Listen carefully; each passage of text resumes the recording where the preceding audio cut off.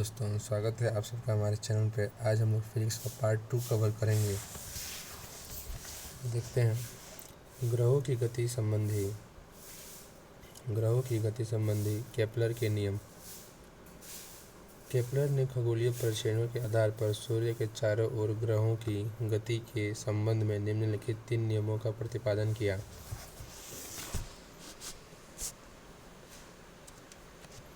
प्रथम नियम, first law.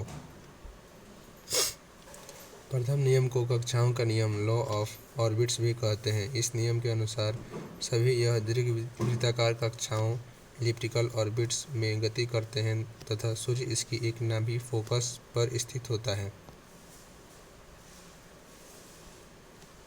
द्वितीय नियम, सेकंड लॉ। द्वितीय नियम को क्षेत्रफलीय वेग का नियम, लॉ ऑफ एरियल वेलोसिटी भी कहते हैं।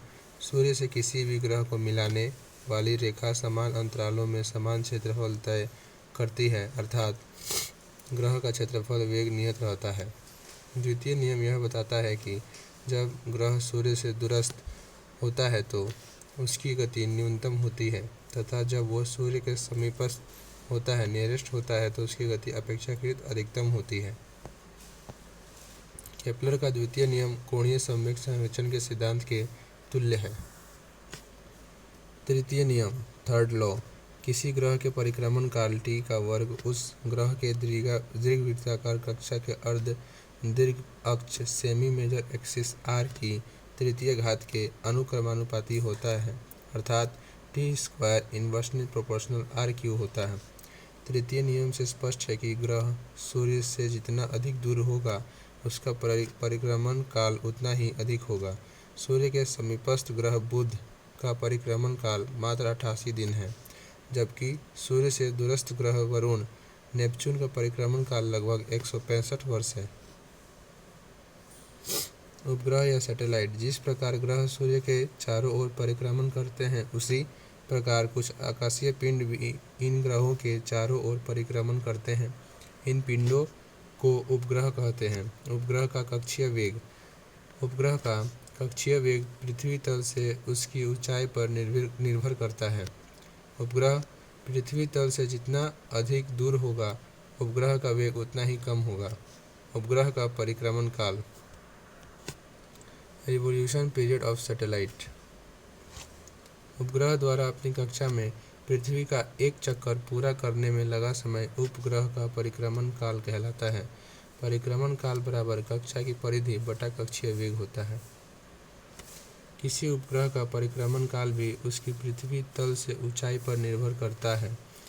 उपग्रह पृथ्वी तल से जितनी अधिक दूरी पर होगा, उसका परिक्रमण काल उतना ही अधिक होगा। उपग्रहों का परिक्रमण काल उनके द्रव्यमानों पर निर्भर नहीं होता है।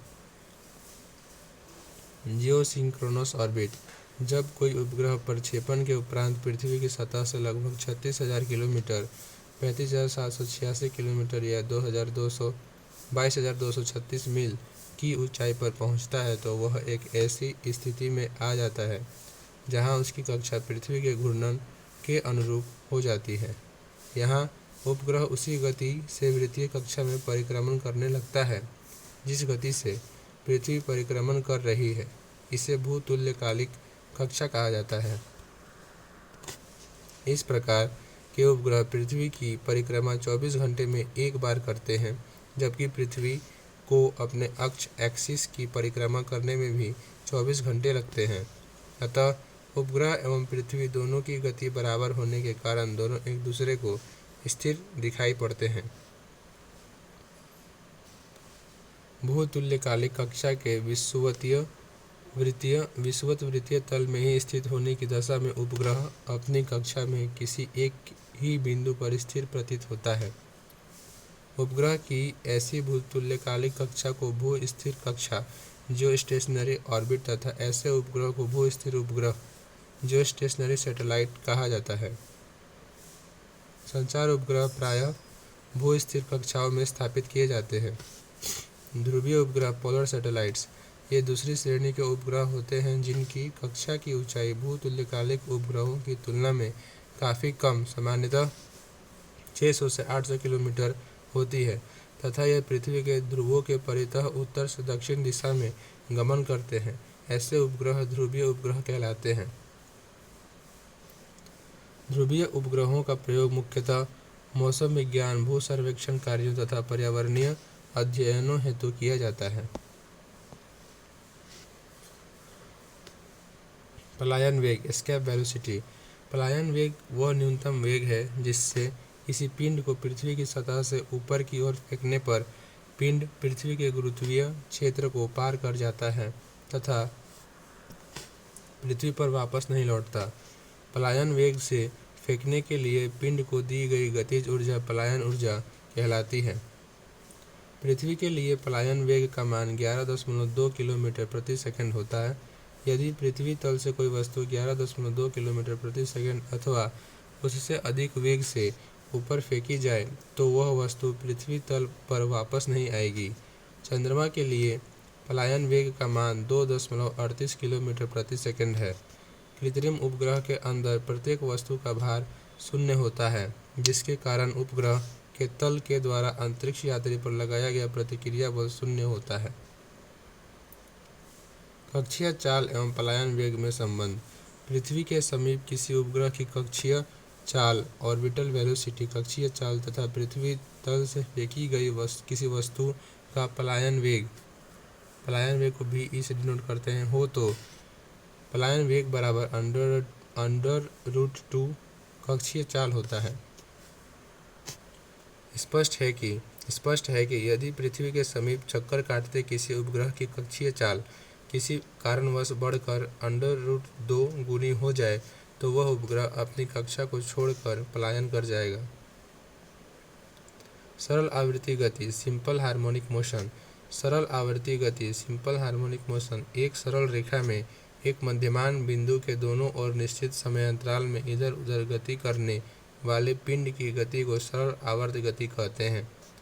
किसी दृढ़ आकार से लटके स्प्रिंग के निचले सिरे से संलग्न द्रव्यमान पिंड को यदि नीचे की तरफ खींचकर छोड़ दिया जाए तो यह ऊपर नीचे सरल रेखा में दोलन करने लगता है।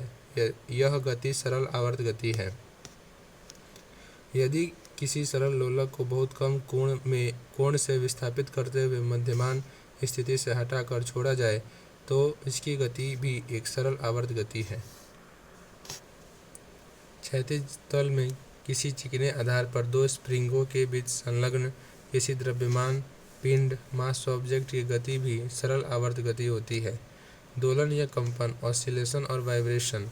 जब कोई कण अपनी साम्य स्थिति मीन पोजीशन के दोनों ओर अपनी गति को बार बार दोहराता है तो इसे दोलन या कंपन कहते हैं तथा यह गति दोलन गति ऑसिलेटरी मोशन अथवा कंपन गति कहलाती है। आवर्तकाल टाइम पीरियड एक कंपन या एक दोलन पूरा होने में लगे समय को आवर्तकाल कहते हैं। सेकंड लोलक सेकंड्स पेंडुलम। यदि किसी लोलक का आवर्तकाल 0.2 सेकंड हो तो उसे सेकंड लोलक कहते हैं। आवृत्ति या फ्रीक्वेंसी किसी दोलन या कंपन करने वाले पिंड द्वारा एक सेकंड में किए गए कंपनों की संख्या को आवृत्ति कहते हैं। आवृत्ति का एसआई मात्रक हर्ट्ज या सेकंड पर सेकंड होता है। यदि किसी कंपन करने वाली वस्तु की आवृत्ति n से तथा इसका आवर्तकाल t से प्रदर्शित किया जाए तो इनमें निम्नलिखित संबंध होता है। n बराबर 1/t होता है। सरल लोलक या सिंपल पेंडुलम। यदि किसी पिंड को किसी लंबाई न बढ़ने वाली ऐंठन रहित डोर से बांधकर लटका दिया जाए तो इसे सरल लोलक कहते हैं और इसे सरल लोलक पर यदि कोई बल लगाकर विस्थापित कर दिया जाए तो इसकी गति सरल आवर्त गति कहलाती है। सरल लोलक का आवर्तकाल t बराबर 2π L/√L/g होता है। सूत्र द्वारा व्यक्त होता है। यहाँ L डोरी की लंबाई तथा g गुरुत्वीय त्वरण है। स्पष्ट है कि लोलक का आवर्तकाल गोलक के द्रव्यमान पर निर्भर नहीं करता। सरल लोलक के आवर्तकाल के सूत्र से स्पष्ट है कि आवर्तकाल t इनवर्सली प्रोपोर्शनल √L अर्थात लंबाई बढ़ने पर आवर्तकाल भी बढ़ जाएगा। गर्मी के मौसम में पेंडुलम वाली घड़ियां धीमी चलती हैं क्योंकि लंबाई ऊष्मीय प्रसार के कारण बढ़ जाती हैं। लोलक के द्रव्यमान को घटाने अथवा बढ़ाने पर उसके आवर्तकाल में कोई परिवर्तन नहीं होता है। सरल लोलक का आवर्तकाल T इन्वर्सली प्रोपोर्शनल 1/√g होता है, अर्थात गुरुत्वीय त्वरण g का मान यदि घट जाए तो आवर्तकाल बढ़ जाएगा। त्वरण g का मान गुरुत्वीय त्वरण g का मान यदि घट जाए तो आवर्तकाल बढ़ जाएगा। यही कारण है कि पृथ्वी तल से ऊंचाई पर जाने से आवर्तकाल T g के कम हो जाने के कारण बढ़ जाएगा।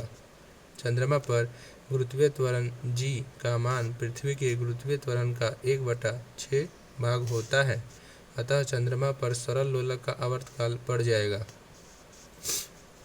अनंत लंबाई के सरल लोलक का आवर्तकाल लगभग 84.4 मिनट होता है। अनंत नहीं, यह सरल लोलक के आवर्तकाल की अधिकतम सीमा है। आदर्श परिस्थितियों में वायु प्रतिरोध को नगण्य मानते हुए समान ऊंचाई से गिराए जाने पर लकड़ी, लोहे एवं मोम के समान आकार के टुकड़े एक साथ पृथ्वी की सतह पर पहुंचेंगे, क्योंकि सब पर समान गुरुत्वीय त्वरण कार्य करेगा। हवा की अनुपस्थिति में लोहे तथा लकड़ी के समान भार को समान ऊंचाई से गिराने पर वे एक साथ पृथ्वी पर पहुंचेंगे, परंतु हवा की उपस्थिति में लोहे तथा लकड़ी की समान भार की गेंद को समान ऊंचाई से गिराने पर लोहे की गेंद पहले पहुंचेगी तथा लकड़ी की गेंद बाद में गिरेगी। पलवन या फ्लोटेशन। उत्प्लावकता ब्योयेंसी द्रवों एवं गैसों का वह गुण जिसके कारण ये उनमें डाली गई वस्तु पर ऊपर की ओर एक बल या उछाल लगाते हैं, उत्प्लावकता या प्लवनशीलता कहलाता है। उत्प्लावन बल ब्योयेंट फोर्स। जब कोई ठोस वस्तु द्रव में डुबोई जाती है तो उसके भार में कुछ कमी का अनुभव होता है। भार में यह आभासी कमी द्रव द्वारा वस्तु पर ऊपर की ओर लगाए गए बल के कारण होती है। इस बल को उत्प्लावन बल या उत्क्षेप अपथ्रस्ट कहते हैं। उत्क्षेप वस्तु द्वारा हटाए गए द्रव के गुरुत्व केंद्र पर कार्य करता है, जिससे उत्प्लावन केंद्र कहते हैं। आर्किमिडीज ने सर्वप्रथम गुरुत्व केंद्र का अध्ययन किया। आर्किमिडीज का सिद्धांत आर्किमेड्स प्रिंसिपल। जब कोई वस्तु किसी द्रव के पूर्णतया या आंशिक रूप से डुबोई जाती है तो उसके भार में आभासी कमी आती है। भार में आई हुई यह आभासी कमी वस्तु द्वारा हटाए गए द्रव के भार के बराबर होती है। पलवन का नियम, लॉ ऑफ फ्लोटेशन। संतुलित अवस्था में किसी द्रव में तैरती किसी वस्तु के द्वारा अपने भार के बराबर द्रव विस्थापित किया जाता है। पानी का जहाज या जलयान उत्प्लावन बल या उत्क्षेप अपथ्रस्ट के कारण ही जल पर तैरता है। जलयान बहुत अधिक मात्रा में जल का विस्थापन कर देता है और यह विस्थापित जल पुनः अपनी मूल स्थिति में आने के प्रयास में जलयान पर ऊपर की ओर एक बल, उत्प्लावन बल आरोपित करता है। नदी की अपेक्षा समुद्र में तैरना सरल है, क्योंकि समुद्र जल द्वारा नदी के जल की तुलना में किसी वस्तु पर अधिक उछाल लगाया जाता है। समुद्र जल का घनत्व अन्य स्रोतों, नदी, तालाब, कुआं आदि की तुलना में अधिक होता है, इसलिए समुद्र में उछाल या उछाल बल, उत्प्लावन बल अधिक प्राप्त होता है। कोई पिंड किसी द्रव में तैरता है यदि पिंड के पदार्थ का घनत्व द्रव के घनत्व से कम या बराबर हो। यदि पिंड के पदार्थ का घनत्व द्रव के घनत्व के बराबर हो तो वह पिंड द्रव में पूरी तरह डूबा हुआ उदासीन संतुलन में तैरेगा। घनत्व या डेंसिटी। घनत्व पदार्थ का एक अभिलाक्षणिक गुण, कैरेक्टरिस्टिक्स प्रॉपर्टी है। एक निश्चित आयतन में किसी पदार्थ का कितना द्रव्यमान संचित रहता है, इस संबंध को घनत्व द्वारा व्यक्त किया जाता है। किसी पदार्थ के मात्रक इकाई आयतन में संचित द्रव्यमान की मात्रा को पदार्थ का घनत्व कहते हैं, अर्थात घनत्व बराबर द्रव्यमान बटा आयतन होता है। D बराबर m/v। घनत्व का SI मात्रक किलोग्राम पर मीटर क्यूब होता है। आपेक्षिक घनत्व, रिलेटिव डेंसिटी। आपेक्षिक घनत्व किसी पदार्थ के घनत्व का किसी मानक पदार्थ के घनत्व से अनुपात होता है। ठोस और द्रव पदार्थों के आपेक्षिक घनत्व हेतु सामान्यतः 4 डिग्री सेल्सियस तापमान पर जल को मानक पदार्थ के रूप में लिया जाता है। इसे पदार्थों के समान आयतनों के द्रव्यमानों की तुलना से भी ज्ञात किया जा सकता है। ठोस पदार्थ का आपेक्षिक घनत्व बराबर ठोस पदार्थ के किसी आयतन का द्रव्यमान बटे जल के उतने ही आयतन का द्रव्यमान होता है। तरल पदार्थ का आपेक्षिक घनत्व बराबर तरल पदार्थ के किसी आयतन का द्रव्यमान बटे जल के उतने ही आयतन का द्रव्यमान होता है। आपेक्षिक घनत्व की सभी गणनाओं में जल का घनत्व 4 डिग्री सेल्सियस ताप पर ही लिया जाना चाहिए, क्योंकि इससे नीचे के ताप पर जल असामान्य व्यवहार प्रदर्शित करता है, अर्थात इसका घनत्व 4 डिग्री सेल्सियस से नीचे जाने पर कम हो जाता है। 4 डिग्री सेल्सियस ताप पर जल का घनत्व अधिकतम होता है। आपेक्षिक घनत्व का कोई मात्रक नहीं होता है। हाइड्रोमीटर की सहायता से आपेक्षिक घनत्व की गणना की जा सकती है। दुग्धमापी लैक्टोमीटर की सहायता से दूध की शुद्धता का मापन किया जाता है। हाइड्रोमीटर और लैक्टोमीटर उत्प्लावन के सिद्धांत पर कार्य करते हैं। आप्लव केंद्र मेटा सेंटर किसी तैरने वाली वस्तु के गुरुत्व केंद्र और उत्प्लावन केंद्र सेंटर ऑफ ब्यूयेंसी से होकर जाने वाली रेखाओं के कटान बिंदु को आप्लव केंद्र मेटा सेंटर कहते हैं। तैरने की शर्तें आप्लव केंद्र या मेटा सेंटर वस्तु के गुरुत्व केंद्र से ऊपर होना चाहिए।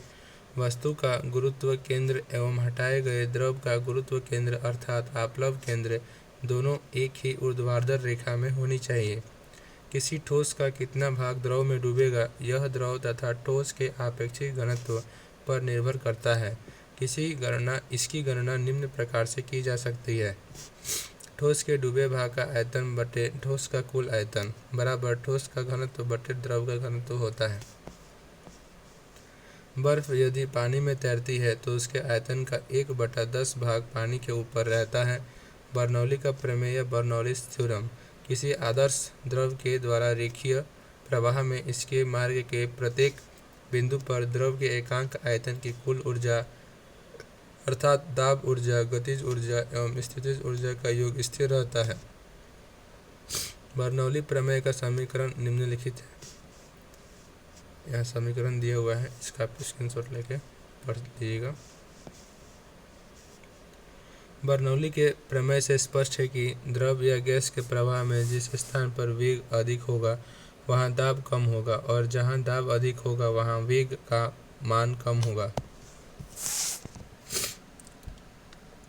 हवाई जहाज के डैने या पंख इस प्रकार बनाए जाते हैं ताकि इनके ऊपर से होकर गुजरने वाली हवा का वेग निचले भाग से जाने वाली हवा से काफ़ी अधिक रहे, जिससे पंखों के ऊपर वायु दाब बहुत कम रह जाता है और नीचे से ऊपर की ओर अधिक दाब लगता है, जिससे वायुयान की हवा में उठने की प्रक्रिया सुगम हो जाती है।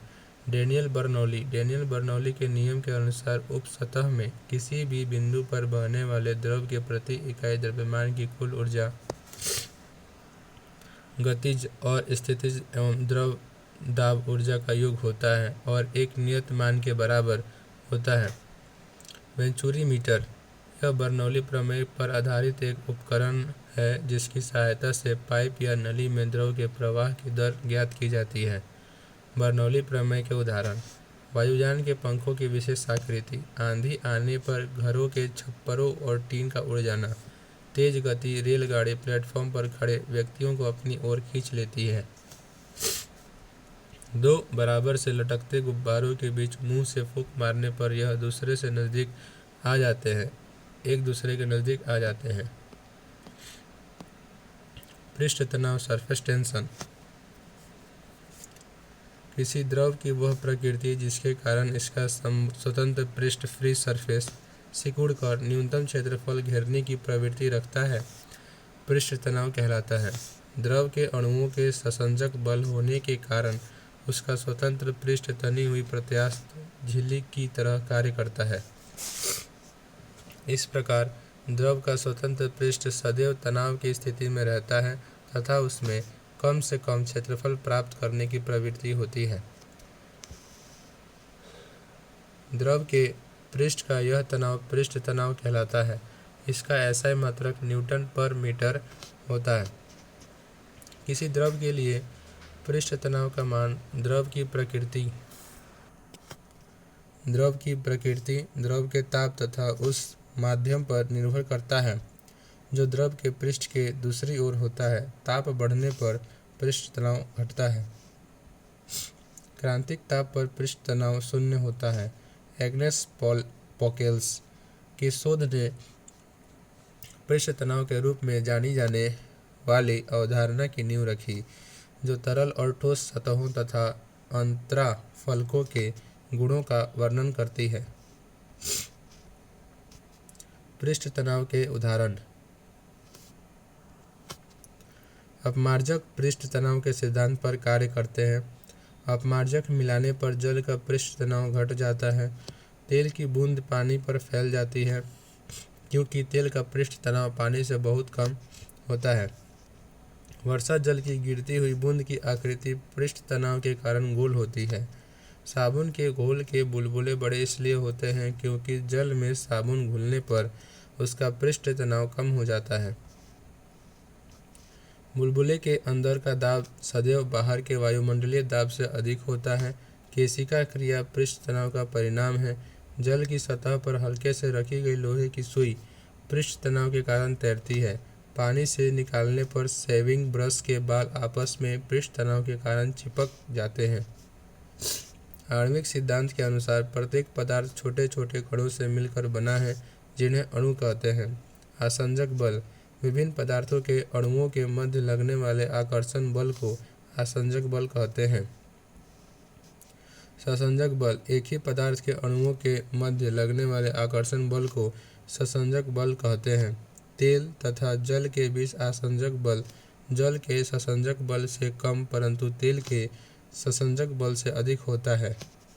यही कारण है कि तेल के पृष्ठ पर डाली गई जल की बूंद सिकुड़कर गोल आकार धारण कर लेती है, परंतु जल के पृष्ठ पर डाली गई तेल की बूंद एक पतली फिल्म के रूप में अधिक क्षेत्र में फैल जाती है।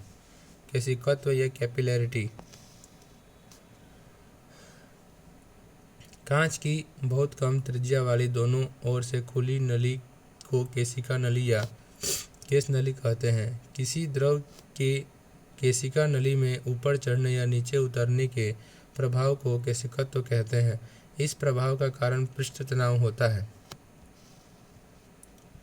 केशिकत्व प्रभाव केशिका नली की त्रिज्या पर निर्भर करता है। केशिका नली में कोई द्रव्य जितना चढ़ता या उतरता है, वह ऊंचाई या गहराई केशिका नली की त्रिज्या के व्युत्क्रमानुपाती होता है। केशिकत्व के उदाहरण। ब्लॉटिंग पेपर में बने छोटे छोटे छिद्रों के केश नलियों की तरह कार्य करने के कारण ब्लॉटिंग पेपर स्याही का शीघ्रता से सोख लेता है। लालटेन में मिट्टी के तेल का बत्ती में ऊपर चढ़ना केशिकत्व के कारण ही संभव है। मिट्टी के ढेले को जल में रखने पर वह ऊपर तक गीला हो जाता है, क्योंकि उसमें असंख्य सूक्ष्म छिद्र होते हैं जो केश नलियों का काम करते हैं। केशिकत्व की क्रिया के द्वारा ही पेड़ पौधों की शाखाओं, तनों एवं पत्तियों तक जल का आवश्यक लवण पहुँचते हैं। श्यानता या विस्कोसिटी। श्यान बल विस्कोस फोर्स। द्रव की विभिन्न परतों के बीच आंतरिक स्पर्श रेखीय बल कार्य करते हैं, जो परतों के बीच होने वाली आपेक्षिक गति को अवरोधित करने का प्रयास करते हैं। इस प्रकार के घर्षण बल को श्यान बल कहते हैं। श्यानता या विस्कोसिटी। श्यानता द्रव का वह गुण है जिसके कारण वह अपनी परतों या लेयर्स में होने वाली आपेक्षिक गति का विरोध करता है। श्यानता का एसआई मात्रक पास्कल सेकेंड है, जबकि इसकी सीजीएस इकाई पॉइज होती है। श्यानता केवल तरल, लिक्विड या द्रव तथा गैसों का गुण है। ठोसों में श्यानता नहीं होती है। गैसों में श्यानता द्रवों की तुलना में बहुत कम होती है, किंतु आदर्श तरल की श्यानता शून्य होती है। द्रवों में श्यानता दो अणुओं के मध्य लगने वाले ससंजक बलों के कारण होती है। ताप बढ़ने पर द्रवों की श्यानता घट जाती है, परंतु गैसों में यह बढ़ जाती है। वायु की तुलना में जल में दौड़ना कठिन है, क्योंकि जल वायु से अधिक श्यान होता है। कम श्यान द्रव जैसे जल तथा अधिक श्यान द्रव जैसे शहद एवं ग्लिसरीन को फर्श पर लुढ़का दें तो शहद और ग्लिसरीन अधिक श्यान होने के कारण जल्दी ठहर जाते हैं, जबकि जल अधिक दूर तक बहता है। जो द्रव जितने अधिक गाढ़े होते हैं वे उतने ही अधिक श्यान होते हैं। श्यानता का क्रम इस प्रकार है: शहद, खून, जल, वायु। मतलब खून से ज़्यादा शहद जो है श्यान होता है, जल से ज़्यादा खून श्यान होता है और वायु से ज़्यादा जल श्यान होता है। गाढ़ा एक प्रकार से बोल सकते हैं। तरल ताप डिग्री सेल्सियस में और श्यानता, जल का ताप जो है 20 डिग्री सेल्सियस पर श्यानता 1.0 होगा और 100 डिग्री सेल्सियस पर श्यानता 0.3 श्यानता होगा, MPI। रक्त का 37 डिग्री सेल्सियस पर श्यानता 2.7 होगा। मशीन का तेल का 16 डिग्री सेल्सियस पर 113 MPI श्यानता होगा और 38 डिग्री सेल्सियस पर 34 MPI श्यानता होगा। ग्लिसरीन का 20 डिग्री सेल्सियस पर 830 MPI श्यानता होगा। शहद का 0 डिग्री सेल्सियस पर 0.017 MPI श्यानता होगा और वायु का 40 डिग्री सेल्सियस पर 0.019 MPI श्यानता होगा। क्रांतिक वेग या क्रिटिकल वेलोसिटी, यदि द्रव के बहने का वेग एक निश्चित वेग से कम है तो द्रव का प्रवाह एक धारा रेखीय प्रवाह स्ट्रीमलाइन फ्लो होता है। इस निश्चित वेग को क्रांतिक वेग कहते हैं। धारा रेखीय प्रवाह एक ऐसे प्रवाह को कहते हैं जिसमें किसी द्रव के कण प्रवाह के दौरान किसी बिंदु से इस प्रकार गुजरते हैं कि प्रत्येक कण अपने से पहले वाले कण की ही दिशा में उस बिंदु से गुजरता है। जब द्रव का वेग क्रांतिक वेग से अधिक होता है तो द्रव का प्रवाह रेखीय न होकर टेढ़ा मेढ़ा हो जाता है। जब द्रव के बहने का वेग क्रांतिक वेग से कम होता है तो उसका बहना मुख्यतया श्यानता पर निर्भर करता है, और यदि बहने का वेग क्रांतिक वेग से अधिक हो तो द्रव का बहना मुख्यतया उसके घनत्व पर निर्भर होता है। ज्वालामुखी से निकलने वाला लावा बहुत अधिक गाढ़ा होने पर भी तेजी से बहता है, क्योंकि इसका घनत्व अपेक्षाकृत कम होता है और घनत्व ही इसके वेग को निर्धारित करता है। सीमांत वेग, टर्मिनल वेलोसिटी, जब कोई वस्तु किसी श्यान द्रव में गिरती है तो प्रारंभ में उसका वेग बढ़ता है, किंतु कुछ समय बाद वह नियत वेग से गिरने लगती है। इस नियत वेग को ही उस वस्तु का सीमांत वेग कहते हैं। सीमांत वेग के उदाहरण: वर्षा की बूंदों का एक स्थिर वेग, सीमांत वेग से भूमि पर गिरना। पैराशूट द्वारा भी व्यक्ति सीमांत वेग से भूमि पर आता है। दाब या प्रेशर, किसी सतह के इकाई क्षेत्रफल पर लंबवत लगने वाला बल दाब या प्रेशर कहलाता है, अर्थात दाब बराबर बल बटा क्षेत्रफल होता है। P = F/A होता है। दाब एक अदिश राशि है। दाब का एसआई मात्रक न्यूटन मीटर पर मीटर स्क्वायर होता है। दाब का एसआई मात्रक न्यूटन पर मीटर स्क्वायर होता है। इसे पास्कल भी कहते हैं। दाब और क्षेत्रफल में व्युत्क्रम इनवर्स संबंध होने के कारण कम क्षेत्रफल वाली वस्तुएं अधिक दाब डालती हैं। एक पैर पर खड़े व्यक्ति द्वारा भूमि पर दोनों पैरों पर खड़े व्यक्ति की तुलना में अधिक दाब लगाया जाता है। कील में नोक नुकीलापन होने के कारण यह दीवार में सुगमता में धंस जाती है। दल पर लेट कर रेंगने से इसमें धंसने से बचा जा सकता है, क्योंकि लेटी हुई स्थिति में संपर्क क्षेत्रफल बहुत बढ़ जाता है, जिससे दाब न्यूनतम हो जाता है। वायुमंडलीय दाब, एटमॉस्फेरिक प्रेशर, पृथ्वी के चारों ओर विभिन्न गैसों, ऑक्सीजन, नाइट्रोजन आदि या वायु के कारण पृथ्वी सतह पर एक दाब कार्य करता है, जिसे वायुमंडलीय दाब कहते हैं। बैरोग्राफ का उपयोग वायुमंडलीय दाब या एटमॉस्फेरिक प्रेशर को रिकॉर्ड करने के लिए किया जाता है। मानक वायुमंडलीय दाब सामान्यतः पारे के वायु दाब मापी में 76 सेंटीमीटर या 760 मिलीमीटर लंबे पारे के स्तंभ द्वारा लगाए गए दाब के बराबर होता है, जो समुद्र तल पर औसत वायुमंडलीय दाब को व्यक्त करता है। यह 101-325 पास्कल के बराबर होता है। वायुमंडलीय दाब का बार में भी व्यक्त करते हैं। वायुमंडलीय दाब को बार में भी व्यक्त करते हैं, जो कि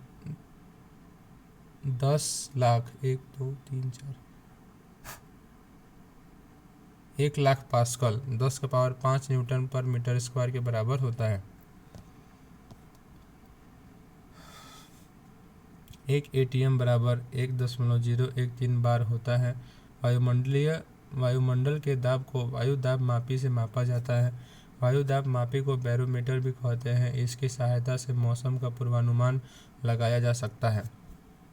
वायु दाब मापी के पारे के स्तंभ की ऊंचाई अचानक घटने का अर्थ है उस क्षेत्र का वायुमंडलीय दाब तेजी से घट गया है। किसी स्थान के वायु दाब में शीघ्रता से कमी आना उस क्षेत्र में आंधी या तूफान आने का या तेज हवाएं चलने का संकेत देता है। पृथ्वी की सतह से अधिक ऊंचाई पर वायुमंडलीय दाब कम होता है। यही कारण है कि वायुयान में स्याही वाले पेन लीक करने लगते हैं। पहाड़ों पर ऊंचाई अधिक होने के कारण ही खाना पकाने में कठिनाई आती है, क्योंकि पहाड़ों पर वायुमंडलीय दाब कम होने से वहां जल का क्वथनांक कम हो जाता है। बैरोमीटर में पारे के स्तंभ का पाठ्यांक धीरे धीरे चढ़ने ऊपर की तरफ बढ़ने का अर्थ है कि मौसम साफ रहेगा। द्रव में दाब प्रेशर इन लिक्विड किसी द्रव या तरल जैसे पानी, तेल, अल्कोहल आदि को किसी बर्तन में भरने पर ऐसे तरल द्वारा बर्तन की दीवारों तथा द्रव में पड़ी किसी वस्तु पर एक दाब कार्य करता है, जिसे द्रव दाब कहते हैं। द्रव दाब का मान द्रव में किसी बिंदु पर द्रव के घनत्व d, बिंदु की गहराई h तथा उस स्थान के गुरुत्वीय त्वरण g के गुणनफल के बराबर होता है, अर्थात द्रव दाब P बराबर h/d(g) होता है। द्रव दाब से संबंधित कुछ विशिष्ट तथ्य। किसी शांत न बहने वाले द्रव के भीतर किसी बिंदु पर दाब सभी दिशाओं में समान होता है। एक ही क्षैतिज तल के सभी बिंदुओं पर द्रव दाब का मान समान होता है। द्रव का दाब द्रव के घनत्व पर निर्भर करता है। द्रव का दाब द्रव के घनत्व पर निर्भर करता है, अर्थात यदि घनत्व अधिक होगा तो दाब अधिक और घनत्व कम होगा तो दाब कम होता है। तापमान और दाब की स्थिति जिसके तहत किसी पदार्थ के गैसीय, द्रव और ठोस चरण समयावस्था में मौजूद हो सकते हैं को त्रिक बिंदु से परिभाषित किया जा सकता है। पास्कल का नियम किसी बर्तन में बंद किसी असंपीड्य द्रव या गैस के किसी भाग पर आरोपित बल बिना किसी क्षय के उस तरल या गैस द्वारा सभी दिशाओं में समान रूप से वितरित कर दिया जाता है।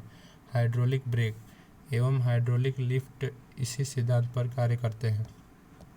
पास्कल के नियम पे 1901 में विलयनों में रासायनिक गतिकी और परासरणी दाब के नियमों की खोज द्वारा प्रदान की गई असाधारण सेवाओं की पहचान के लिए नोबेल पुरस्कार Jacobs Henriques when T of को दिया गया था। प्रत्यास्थता या इलास्टिसिटी जब किसी वस्तु पर कोई बाह्य बल लगाया जाता है तो उसके आकार में परिवर्तन हो जाता है, परंतु उस बाह्य बल के हटते ही वह वस्तु पुनः अपने पूर्व आकार में आ जाती है। वस्तु के इस गुण को प्रत्यास्थता कहते हैं।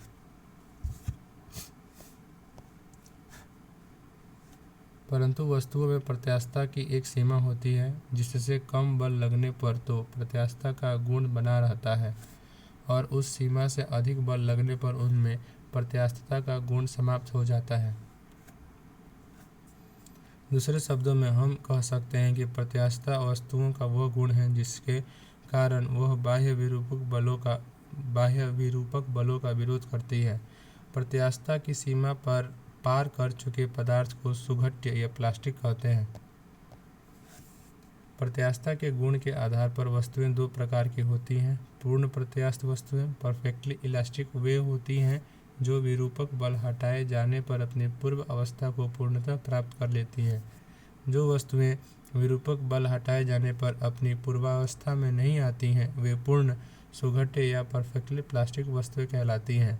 वास्तव में कोई वस्तु न तो पूर्ण प्रत्यास्थ होती हैं और न ही पूर्ण सुघट्य, बल्कि सभी वस्तुएं इन दोनों सीमाओं के भीतर ही होती हैं। मोटे तौर पर क्वार्ट्ज को पूर्ण प्रत्यास्थ तथा मोम को पूर्ण सुघट्य माना जाता है। प्रतिबल, वस्तु पर कार्यरत बाह्य बल जो वस्तु के तल पर लगता है कि प्रतिक्रिया स्वरूप वस्तु में उत्पन्न आंतरिक प्रति इकाई क्षेत्रफल प्रतिक्रिया बल प्रतिबल कहलाता है। यदि किसी वस्तु के क्षेत्रफल a वाले किसी अनुप्रस्थ काट की लंबवत दिशा में लगाए गए बल का मान F हो तो प्रतिबल या स्ट्रेस बराबर विरूपक बल बटे क्षेत्रफल होता है, या F/A होता है। प्रतिबल का SI मात्रक न्यूटन पर मीटर स्क्वायर होता है। विकृति या स्ट्रेन, बाह्य बल के कारण किसी वस्तु की लंबाई में एकांक इकाई परिवर्तन को विकृति या स्ट्रेन कहते हैं।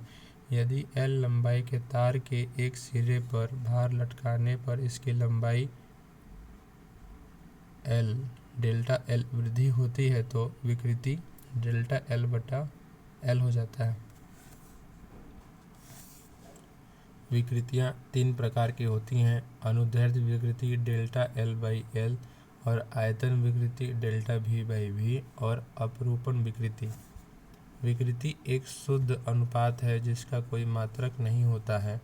हुक का नियम, हुक्स लॉ, इस नियम के अनुसार प्रत्यास्थता की सीमा के भीतर पदार्थ का प्रतिबल सदैव उसमें उत्पन्न विकृति के अनुक्रमानुपाती होता है, अर्थात प्रतिबल व्युत्क्रमानुपाती विकृति के होता है।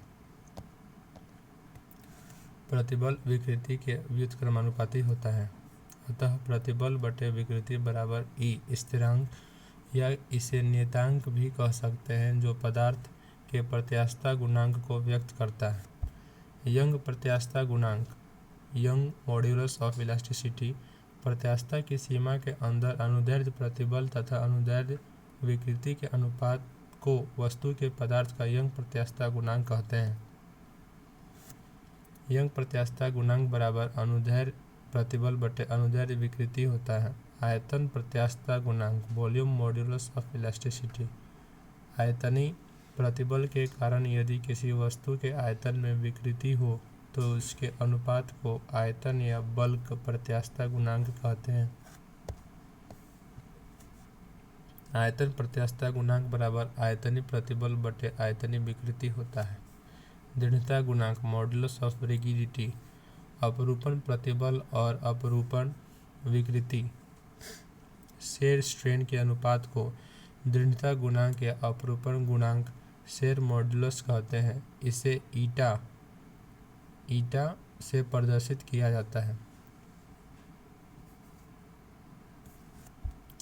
तरंग गति, वेव मोशंस, तरंग या वेव। तरंग पदार्थ या द्रव में उत्पन्न एक प्रकार का विक्षोभ है जो पदार्थ या द्रव्य के वास्तविक भौतिक स्थानांतरण के बिना गति करता है। तरंगों के द्वारा ऊर्जा का एक स्थान से दूसरे स्थान तक स्थानांतर होता है। तरंगें मुख्यतः 2 प्रकार की होती हैं: यांत्रिक तरंगें और विद्युत चुंबकीय तरंगें। मैकेनिकल वेव्स और इलेक्ट्रोमैग्नेटिक वेव्स। यांत्रिक तरंगें, मैकेनिकल वेव्स।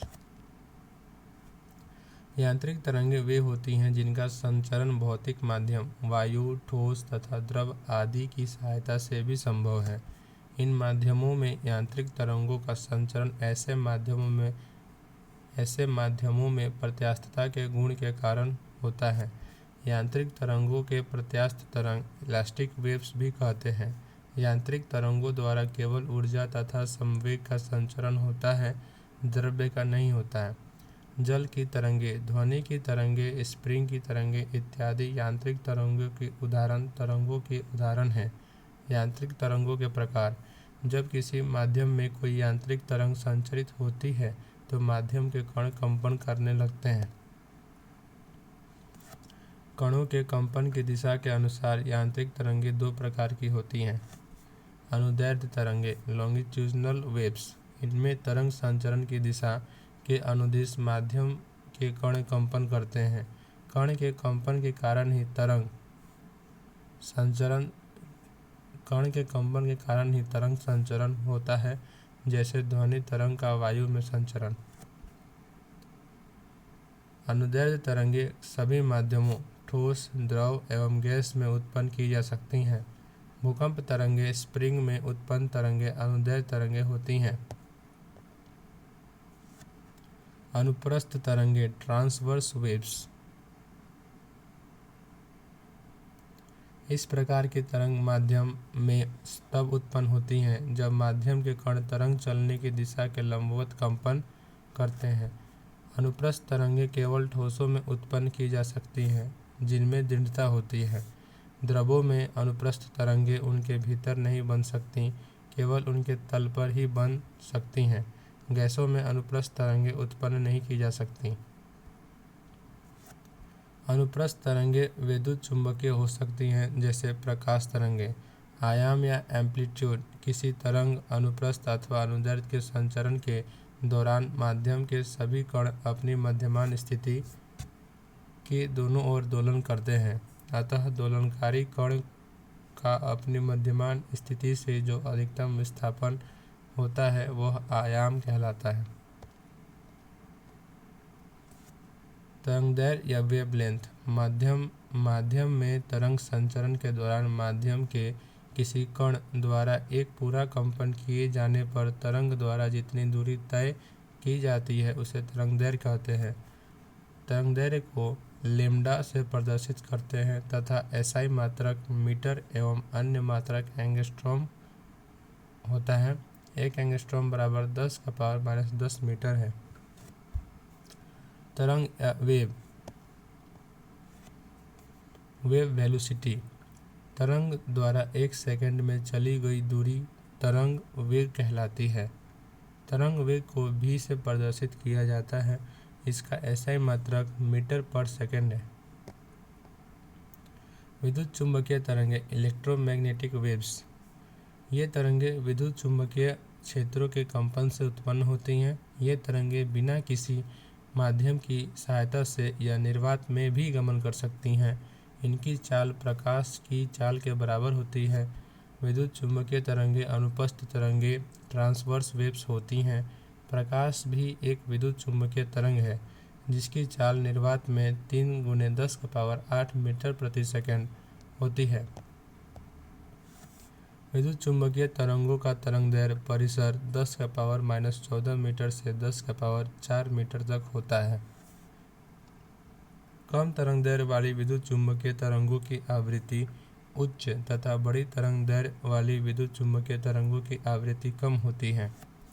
विद्युत चुम्बकीय तरंगे कण प्रकृति या फोटोन एवं तरंग प्रकृति अनुप्रस्थ तरंगों के रूप में दोनों प्रदर्शित करती हैं। प्रकाश विद्युत प्रभाव की व्याख्या प्रकाश विद्युत चुम्बकीय तरंग के कण के रूप या फोटोन मॉडल द्वारा स्पष्ट रूप से की जा सकती है। विद्युत चुम्बकीय तरंगों की अवधारणा मैक्सवेल द्वारा प्रस्तुत की गई। कैथोड किरणें, कैनाल किरणें, अल्फा किरणें, बीटा किरणें, ध्वनि तरंगे तथा पराश्रव्य तरंगे आदि विद्युत चुम्बकीय तरंगे नहीं हैं, जबकि गामा किरणें विद्युत चुम्बकीय तरंग सर्वाधिक आवृत्ति वाली होती है।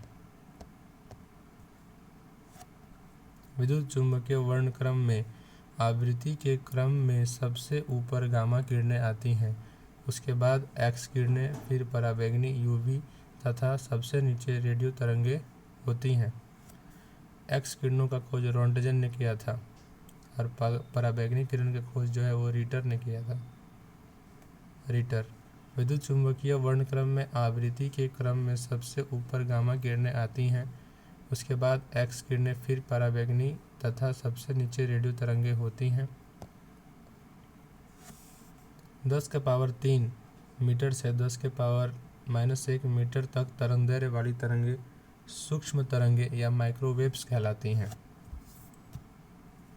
सूक्ष्म तरंगे या माइक्रोवेव्स का खोज जो है हैरी हेज ने किया था। Harry hedge.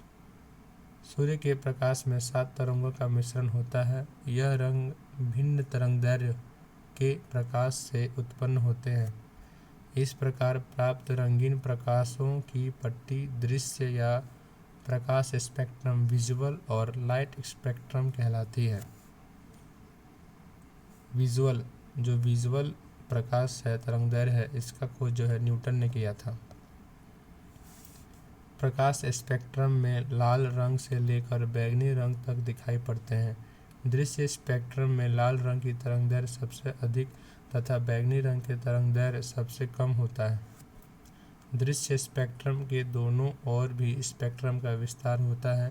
दृश्य स्पेक्ट्रम के साथ यह समस्त विद्युत चुम्बकीय तरंगों को व्यक्त करता है, जिसे विद्युत चुम्बकीय स्पेक्ट्रम कहते हैं।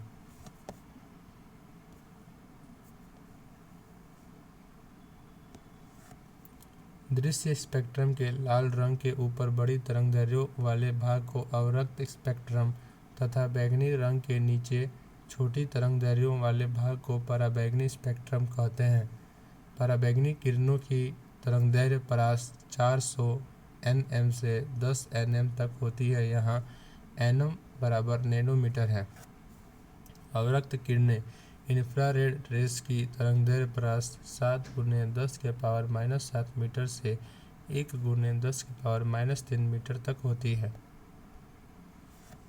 ध्वनि तरंगे या साउंड वेव्स ध्वनि यांत्रिक तरंगों का एक प्रकार है जिसका अनुभव हम अपने कानों द्वारा कर सकते हैं।